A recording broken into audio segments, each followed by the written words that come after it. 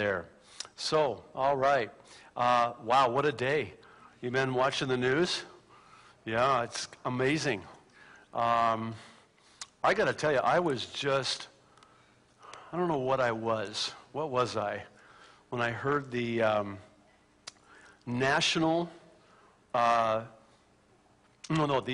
Director for National Intelligence. His name is James Clapper.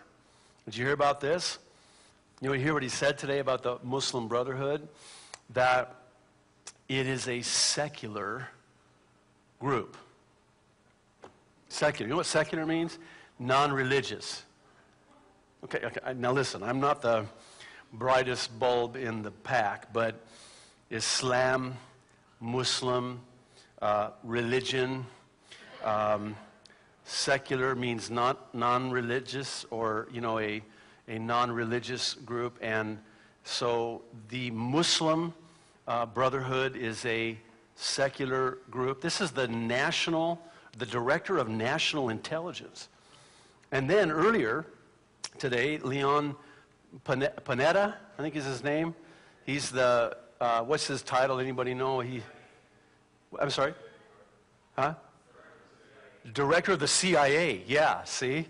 You have to be intelligent to know that he's the director of the Central Intelligence Agency.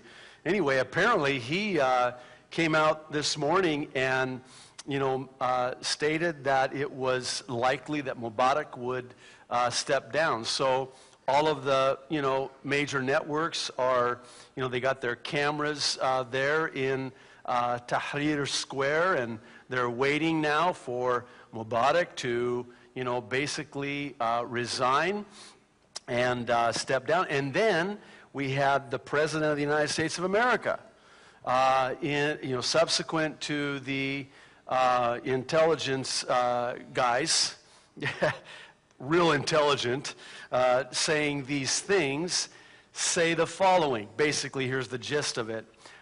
We need a transition of power to take place now.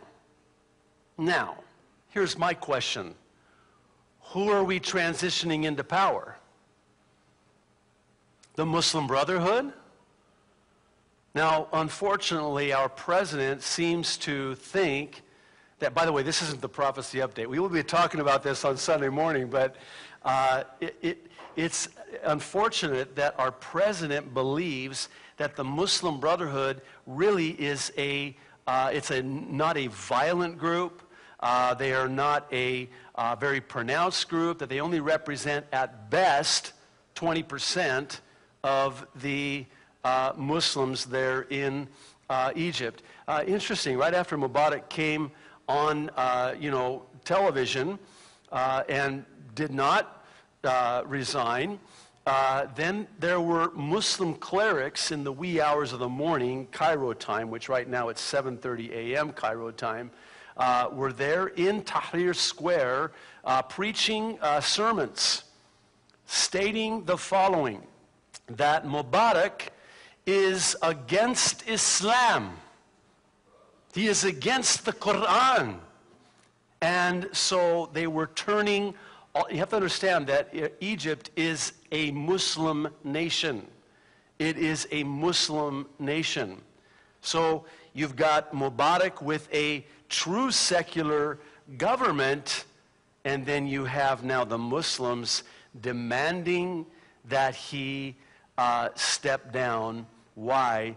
Because the Muslim Brotherhood wants to come in and fill the gap. Now, why is this such a big deal? And why do we make, or why are we making such a fuss about it? Well, if you weren't here on Sunday, we looked at Egypt and her role in the prophetic program. We saw the prophecy in Isaiah chapter 19, which is a prophecy specifically concerning Egypt.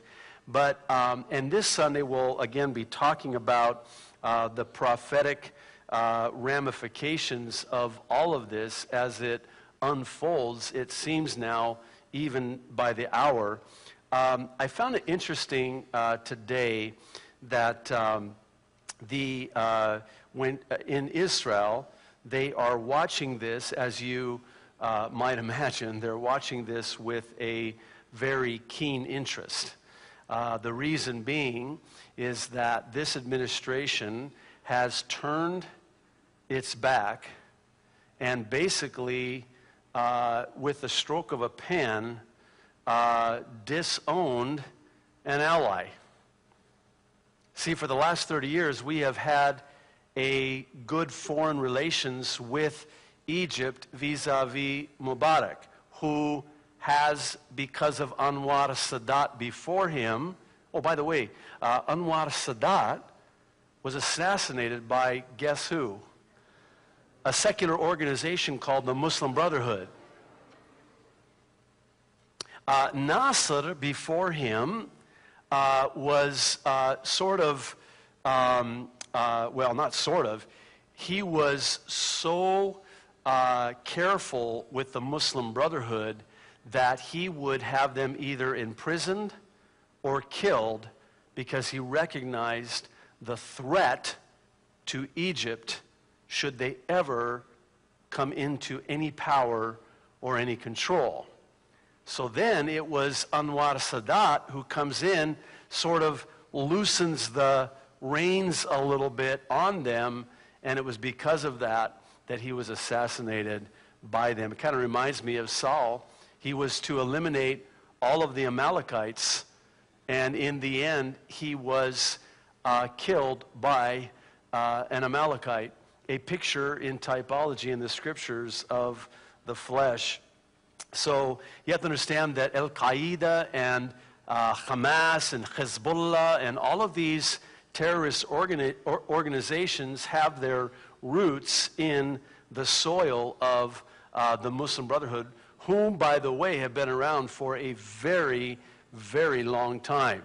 This is not something new. They didn't just kind of come out of, nowhere. They have been, I believe, by design for many years now, planning this in Egypt. And now here's what happens. If I'm Israel, I'm watching this, and I am seeing how that the Obama administration has now basically severed any kind of, anything with an ally, and what would keep now the United States of America from doing that with Israel. So they really see the handwriting on the wall. And by the way, that does really play perfectly into the prophetic program, because in the end, no nation is standing with Israel. She is all alone, surrounded by all of these enemy nations, some of whom are listed there in Psalm 83. By the way, Egypt mentioned there in Psalm 83, not by the name Egypt, but by the name of the Hagrites. Who are the Hagrites? The Hagrites are the descendants of Hagar. Hagrites, you see. So these are the Egyptians, the descendants of the Hagrites. Now, what I find really interesting, and I think this may be, unless the Lord shows me otherwise, in part, what we'll look at Sunday morning for our prophecy update, because it's really interesting that this is starting to not only look like Isaiah 19, but Psalm 83, in that those nations that are listed there that say, come, let us destroy them as a nation so that the name of Israel is remembered no more. In other words, let's wipe her off the map. You have also listed there the Moabites and these other Arab people, all of whom are there close in proximity to Israel. So you have Israel, you have Egypt bordering Israel, you have Jordan on the other side bordering Israel, and you have Lebanon, of course, on the border of North Israel. Now, Lebanon is already done. I mean, they have already succeeded now in taking over and collapsing that government. Do you see a pattern here? Is it just me, or do you see a pattern here with this Islamic attack now on Israel, and how that they are seeking to collapse all of these governments Tunisia, and now we're hearing Libya. And now the concern is this proverbial dominoes effect, where if Egypt goes, so too do these other nations go. And they start listing these nations, and when you cross-reference those nations with the lists that we have in the prophecies in the Bible, they're the same people. They're the Hagrites, they're the Moabites, the Edomites, the flashlights, the termites, all of those guys, and they're all listed there. So it does start looking like that, and it'll be interesting to watch. Now, I tried to, before I came here tonight, knowing that it's, early morning there and it's Friday prayers for Islam there in Egypt, and so I kind of had to peel myself away from the television screen because the Lord reminded me that I'm a pastor and I have a Bible study to teach tonight. So, but it was really interesting, and I'm looking forward to when I go home tonight to see what is going to happen today. They're saying that the next 48 hours are going to be very crucial, and I believe that they will be very crucial indeed.